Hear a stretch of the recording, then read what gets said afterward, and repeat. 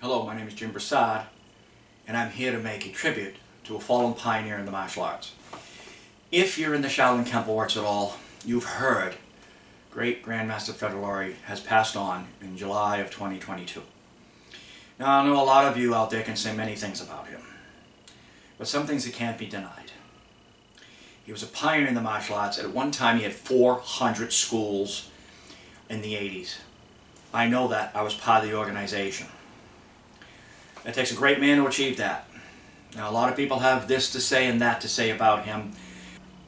But like great Grandmaster Ed Parker said, if they're talking about you, whether good or bad, you must be very important. Now, I want to share a little story, and I got a lot of them, and I'm going to share some more in the future, but this one pertains to the video clip I'm about to show you. It was in the mid-70s. I started at the Villari organization. It was United Studios of Self-Defense back then.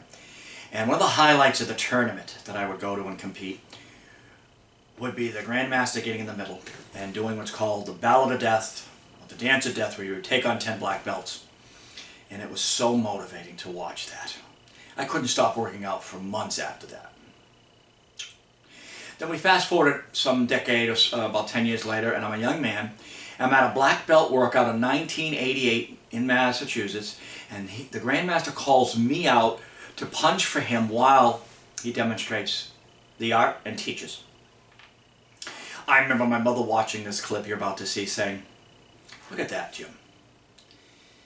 10 years ago, he was your superhero. Now look, you're in the ring with him, punching in from him, and he's teaching." What a wonderful memory that was. When it was over, I was a little rattled.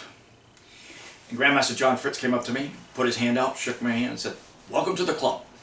And that's another wonderful memory I have of the time. And also afterwards, it seemed I had instant celebrity status when it was over, because everybody was coming up to me, talking to me what it was like. I will say this, I felt things happening and him doing things, and I know nobody else saw. So I did learn a lot more than what people saw. With that being said, I'd like to show you a small part of that clip of that day. And I'd like to say farewell, Grandmaster Villari. Thank you so much for the lessons. They have grown and are still growing in me, and have grown in my students. Rest in peace, sir.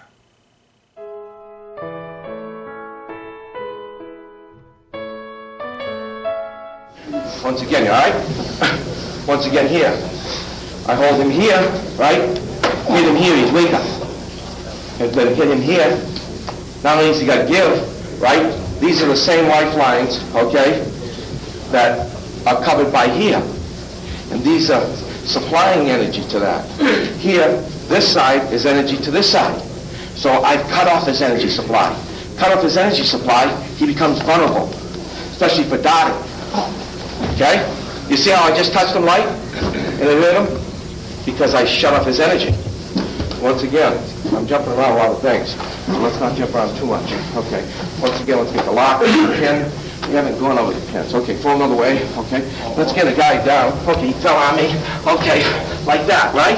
Okay, pin. Look, I use my knees, my legs to pin, and as you fall, you sort of go with the flow, right? Fall into me, turn down. Okay, same thing we did standing up, remember? He's flowing this way. Let's let him go with it. Look. Look. Hey? Look. Easy, easy, easy. Okay. Yep. Okay, sorry. Right? Now, see, here's a perfect example. Okay? As he flows, right here, I break his neck and his arm and his shoulder. One false swoop. Okay, but what did I do? I let him flow. Didn't I? The hardest thing you're going to learn is the grappling. Chin-arm moves a white tiger without strength. Because it's like, you know, how does it really work? I don't believe it. It's easy to say, I can hit him here. I can kick him and get a lot of power. It's hard to learn strike, fall off it, not get hit. The whole object of hitting with your hands and feet is try not to get hit. The whole object of using the body in grappling is not to use any strength. But you're going to have a lot of strength. There's always a moment they can use strength. If you get in trouble, you can use strength for a second. It's good to have the strength, okay? But with that, again, what did we just do? We just look. Okay. What did you do? How'd I do it? Let's see. Okay, good. Okay, he comes in. Okay, we come back. Okay, here. That's him. All right? You see how I do not fight him. There's another lock. There's a finger, wrist lock, neck lock. Okay? That's a Mongol lock. That takes strength. You see how everything intermingles. Because you know what? Nobody knows how the fight's going to end up. We can never say, look, we're just going to use our hands. Didn't we just cover a hard guy that fights the guy that's a terrible fighter? We used to spar with everybody in the dojo.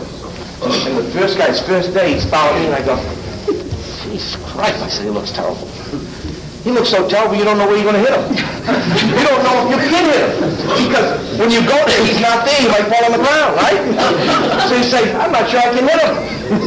So there's something of value in that. You understand? Okay.